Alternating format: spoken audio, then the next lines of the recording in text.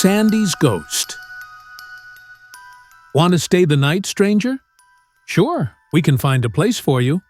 Have a seat and get comfortable. Thank you. Isn't this a lonely place? No neighbors, nothing as far as I can see. How did you end up here, so far from other people? Well, maybe it's best not to ask too many questions at once. I'm sorry. No offense meant, I assure you. Just curious. Don't say another word, stranger. Come in and we'll have a bite to eat. Polly, bring on the food. You're just in time. Polly immediately obeyed.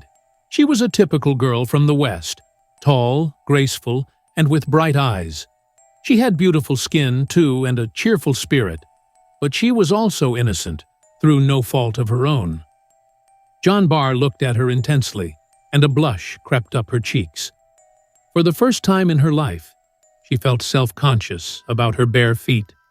Maybe that's what made her trip and spill some of the food from a clay bowl onto the guest's knees as she set it on the table. Her eyes flashed, and a tear of anger glistened on her lashes.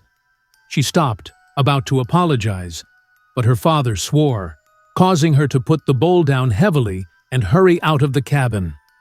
A moment later, Barr saw a flash of pink calico from behind a pile of rocks. Old Kit Robinson saw it too. Don't be surprised at what I said. She's a smart girl and a looker too. She should have been sent to school to get an education. But she won't leave her no-good dad. I should be shot for yelling at her. But I'm not the same as I used to be. Sitting here and guarding this place makes me nervous. Barr's eyes asked the question that his lips didn't dare to say. After dinner, the men went outside and sat with their chairs tilted back against the cabin. Something about the younger man's honest face had made old Kit feel sentimental and inclined to answer his curiosity.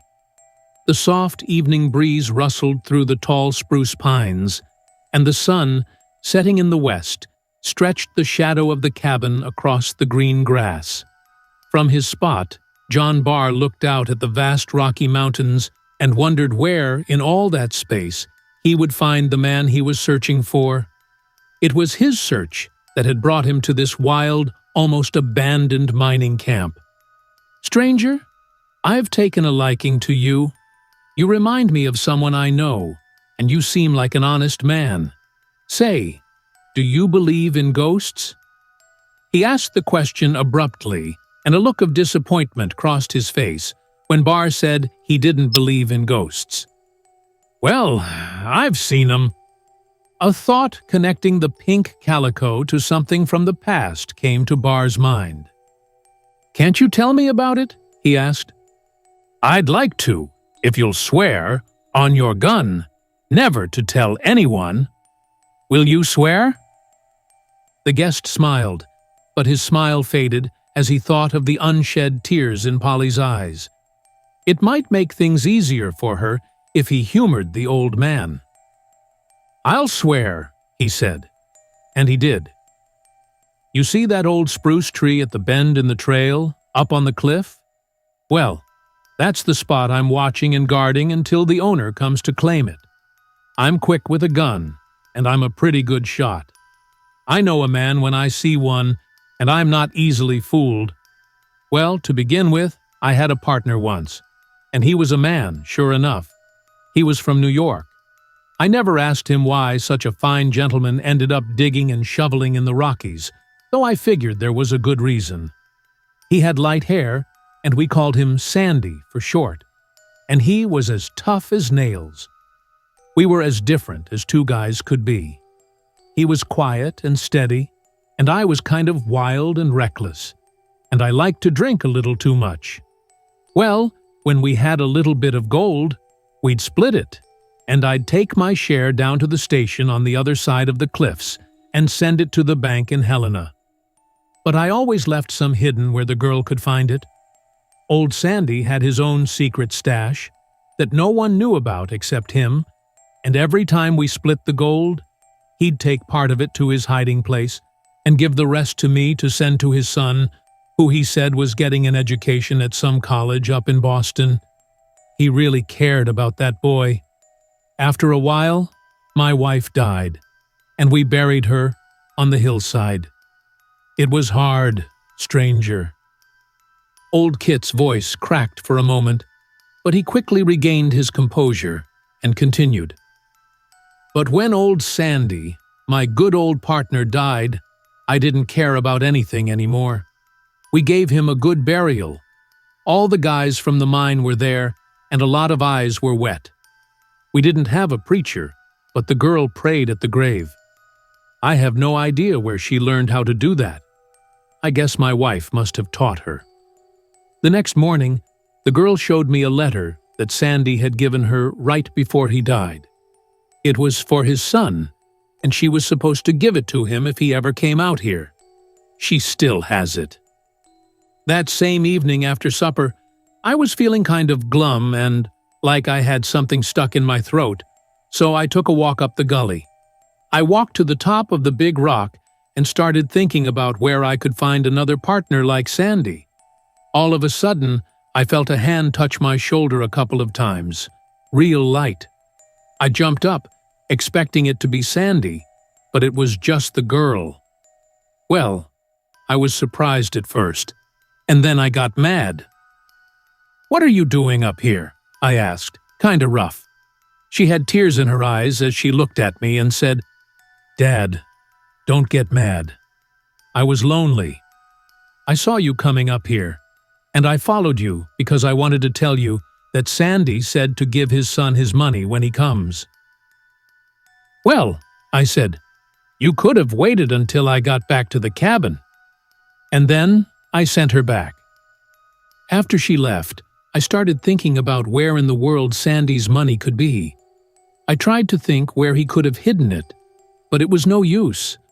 All of a sudden, I noticed it was completely dark, and since these mountains aren't a healthy place to wander around after dark, especially if you don't have your gun, I headed back to the cabin as fast as I could. Just as I turned the corner by the pine tree, I happened to look up toward the cliff, and there was Sandy. Yes, sir. It was him, for sure. My feet felt heavy as lead, and I couldn't move. I tried to yell, but I couldn't. Finally, I gave a quick jerk and took a step towards him, and as I did, he disappeared. Then, I ran home as fast as I could, but I kept my mouth shut, because I knew the guys would say that I was drinking too much and seeing snakes and other crazy things. The next night, somehow or another, I thought I should go and see if he was there again. And sure enough, there he sat, looking kind of sad, making marks on the rocks with his fingers. I had my hand on my gun this time, so I got a little closer than before. But, by golly, he got away from me again, and he didn't come back. I could hardly wait for the next night to come. At the same time, I was there early, just as it started getting dark, and the trees looked like long, spooky figures stretching out their arms. I looked towards the cliff, and there he sat, marking and scratching on the rock with his fingers, still looking sad. Now, this was the third time, and I was starting to get a little braver, so I went a little closer and said, "Sandy, what's the matter with you? Didn't the guys do the burial right for you?" Then, luckily, I thought of something else quickly, and I said, "Or is it the gold you've hidden where you're sitting?" Well, he looked up then, and the happiest smile came to his face, and all of a sudden, he disappeared again. And since then, I've sat here guarding the place until the right person comes to claim it. Let me see. What did you say your name was? Sorry, I thought I told you. My name is John Willett Barr. Polly, oh Polly, come here, girl. What was Sandy's full name? I completely forgot. Why do you want to know? She asked. I'm not going to tell you now. It's my secret. Come, girl. Tell me once, or it won't be healthy for you. Well then, she answered stubbornly, It's John Willett Barr." When she said that, the young man's face turned white, and he jumped up from his chair. But Kit pushed him back down, saying, "Bring me the letter, Polly." "What are you going to do with it, Dad?" she asked cautiously. "I promised old Sandy on my word to keep it until the right person came along to claim it, and I intend to keep my promise. The right person is here, girl. There he sits. So bring out that letter, and don't argue with me if you know what's good for you." Polly stared at the younger man in utter confusion for a moment. Then, turning slowly, she walked quietly into the cabin to get the letter. A rare gleam of joy lit up her face, and she looked excited. Under her breath, she said, "Somehow, I knew he was the right one."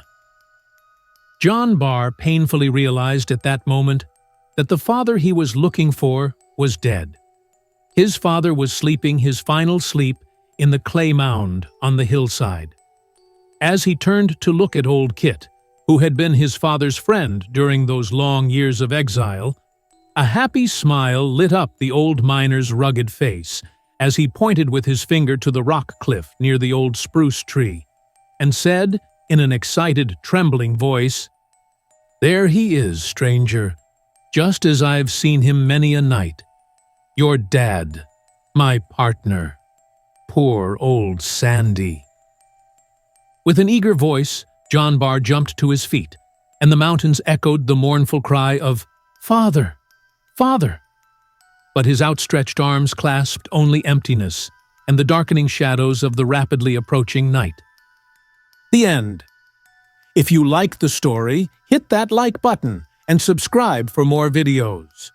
Let me know your thoughts in the comments below. Was there anything that surprised you? Who's your favorite character in the story? I can't wait to hear your thoughts.